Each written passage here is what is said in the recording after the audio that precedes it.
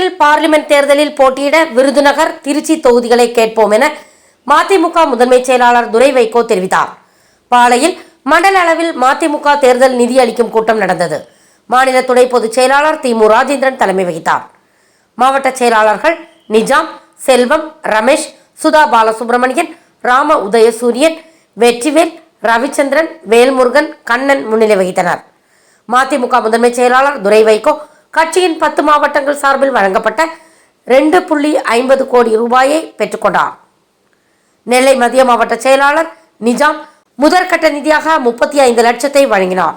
இதில் நிர்வாகிகள் எம்எல்ஏ சதன் திருமலைக்குமார், பொன் வெங்கடேஷ், கள்ளத்தியான், மின்னல் முகமது அலி, வக்கீல் அரசு அமல்ராஜ், சட்டத்துறை இணை செயலாளர் வக்கீல் சுதர்ஷன், புறநகர் மாவட்ட இளைஞரணி அமைப்பாளர் பனகுடி சங்கர், மாரிச்சாமி, பாக்கியமுத்து உட்பட பலர் கலந்து கொண்டனர். மாபெரும் தமிழ் கனவு என்ற தலைப்பில் ஒரு சிறப்பான ஒரு பட்ஜெட்டை நேற்று நமது தமிழக அமைச்சர் அண்ணன் தங்கம் தென்னரசு அவர்கள் வெளியிட்டுள்ளார். அதில் குறிப்பாக தமிழ்நாட்டில் முற்றிலுமாக வறுமையை ஒழித்திட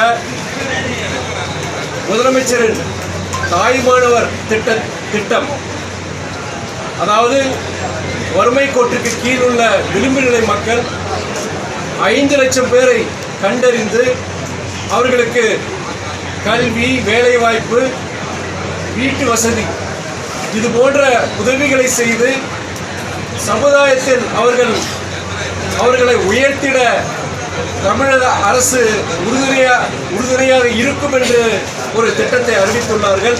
1100 கோடி செலவில் கோவையில் தொழில்நுட்ப பூங்கா, அதேபோல் மதுரையிலும், சேலத்திலும், வேலூரிலும், திருப்பூரிலும் தகவல் தொழில்நுட்ப பூங்காக்கள். இதன் மூலம் தமிழ்நாட்டின் தொழில் வளர்ச்சிக்கும் ஒரு உத்வேகத்தை கொடுக்கும் முயற்சியில் தமிழக அரசு அறிவித்துள்ளது. இப்படி பல சிறப்பம்சங்களை கொண்ட ஒரு பட்ஜெட்டை நமது தமிழக அரசு நம்முடைய நிதியமைச்சர் அண்ணன் தங்கம் தென்னரசு அவர்கள் வெளியிட்டுள்ளார்கள். இதை மறுமலர்ச்சி திராவிட முன்னேற்ற கழகம் வரவேற்கின்றது. ஒன்றிய அரசின் ஆற்றாந்தாய் மனப்பான்மையுடன் செயல்படும் இந்த நேரத்தில் தொடர்ந்து தமிழ்நாட்டு அரசுக்கு இடையூறு செய்யும் ஆளுநர் மத்தியில் கடுமையான நிதி நெருக்கடி, பேரிடர்களால் கிட்டத்தட்ட 37,000 கோடி தனிநபர் சொத்துக்களும் அரசாங்க சொத்துக்களும் நாசமடைந்து விட்டன. அதுக்கு எங்களுக்கு நிதி வேண்டும் என்று கோரிய பொழுது இதுவரை 1 ரூபாய்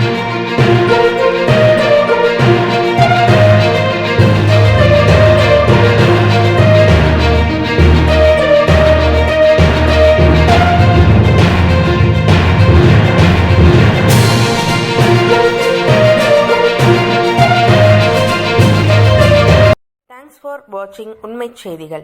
நெல்லை செய்திகளை உடனுக்குடன் தெரிந்து கொள்ள சேனலை சப்ஸ்கிரைப் பண்ணுங்க, லைக் பண்ணுங்க, ஷேர் பண்ணுங்க.